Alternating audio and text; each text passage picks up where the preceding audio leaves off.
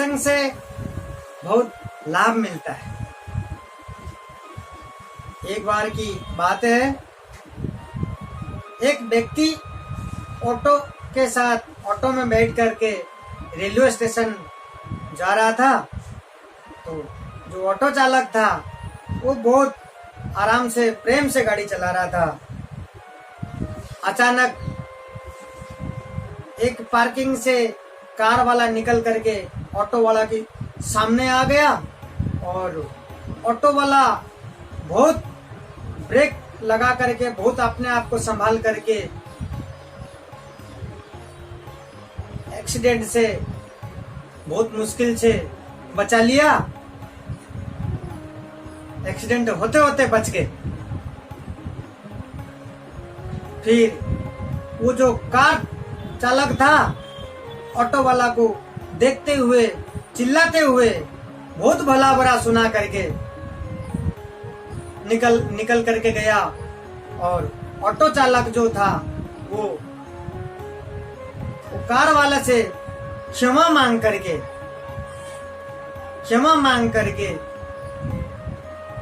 वहां से निकल गए। ऑटो के अंदर बैठे बैठे वो व्यक्ति देख रहा था और उसको देख करके और गुस्सा आ रहा था। तो ऑटो चालक से पूछा कि अभी हम एक्सीडेंट होते होते बच गए, नहीं तो हम अस्पताल में होते हैं। आपने उस व्यक्ति को कुछ कहा क्यों नहीं? उस व्यक्ति ने इतना भला बुरा सुनाया, बल्कि गलती उसका था, आपकी गलती थी नहीं, फिर भी आपने क्षमा मांगा। क्योंकि वो ऑटो चालक सकारात्मक सोच का और भक्त सत्संग जाने वाला व्यक्ति था। तो वो ऑटो चालक बोलता है, उस व्यक्ति को, बैठा हुआ व्यक्ति ने पूछा था कि उसने भला बुरा सुना करके गया और इस तरीके से गलती उसका था, फिर भी आपने क्षमा क्यों मांगा? गुस्सा आ रहा था उनको। तो ऑटो चालक जवाब देता है कि कुछ लोग दिमाग में कूड़ा भरे हुए रहता है। जैसे कि एक ट्रक के अंदर सारे जो कचरा भर के, कूड़े भर के, फूल करके लेकर के रोड पे चलता है। जब ट्रक हिला करके चलता है, वो कूड़े कुछ ना कुछ गिरता रहता है सड़क के ऊपर, आपने देखा होगा। तो उसी तरीका से कुछ लोग वो कूड़े की ट्रक की जैसा हमारी आसपास ही होते हैं। तो उनसे हम माथा लगाएंगे, फिर वो उनका दिमाग में जो कूड़ा भरा हुआ होता है तो कुछ ना कुछ हमारी ऊपर गिरेगा। इससे अच्छा उन लोगों से मैं दूर ही रहता हूँ,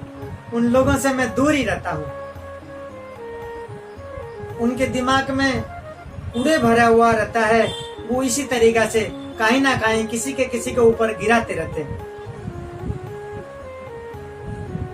तो मैं ये समझ लेता हूँ और उन लोगों से मैं दूर ही रहता हूँ। ये जवाब देता है ऑटो में बैठा हुआ व्यक्ति को, ऑटो चालक ने। तो इसी तरीके से सत्संग में जाने से, भक्त बनने से हमेशा हमारी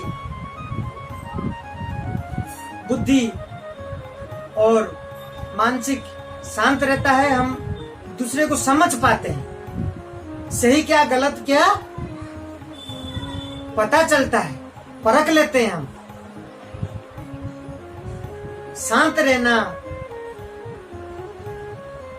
बहुत बड़ी चीज है, तब जाकर के हम सबको कंट्रोल कर सकते हैं। कहते हैं सुखी सुख बांटता है। सुखी के पास रहेंगे तो वो क्या करेगा? सुख बांटेगा, सुख देगा।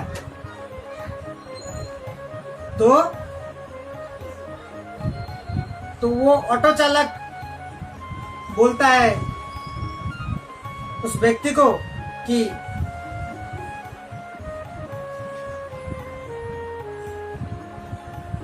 जो अच्छा व्यवहार करता है तो उसको मैं धन्यवाद बोलता हूं, और जो अच्छा व्यवहार नहीं करता है मैं मुस्कुरा करके उसको क्षमा कर देता हूं, माफ कर देता हूं।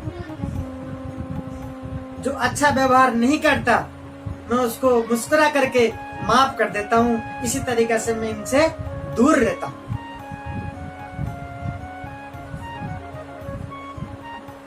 और दुखी के पास आसपास रहेंगे वो दुख भरी बातें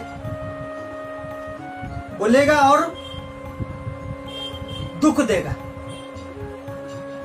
ज्ञानी के पास आसपास रहते हैं, ज्ञानी के आसपास हम रहते हैं तो वो ज्ञान की बातें करेगा, ज्ञान देगा, पॉजिटिव सोच, सकारात्मक सोच हमेशा वो देगा। भ्रमित के कुछ ऐसे लोग होते हैं हमारे आसपास, जैसे हम कचरा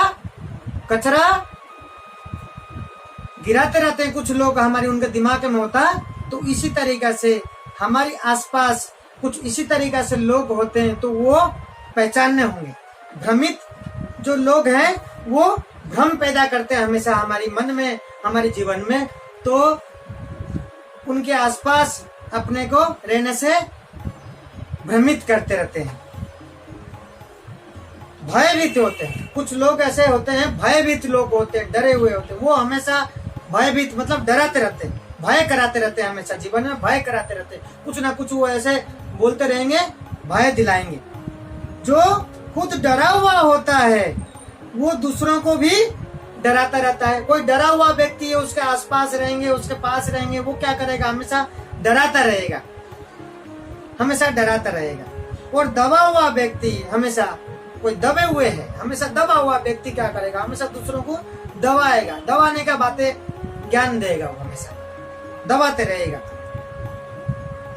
और चमकता हुआ जो एकदम ज्ञान और संस्कारी भरपूर एकदम बुद्धिमान व्यक्ति, चमकता हुआ वो होता है। वो व्यक्ति वो दूसरों को हमेशा चमकाता रहता है, हमेशा मोटिवेशन देता है, चमकाता रहता है, सकारात्मक सोच बताता है। तो उसी तरीके से वो चमकाता रहता है। तो ये चीजें ऐसे ऐसे लोगों की संगत से ये प्रभाव पड़ता है। तो ऐसे एक सुंदर कथा है। तो ऐसे छोटे छोटे सुंदर कथा शास्त्रों और भागवत में ही सत्संग पे जाने पे ही जीवन में मिलता है।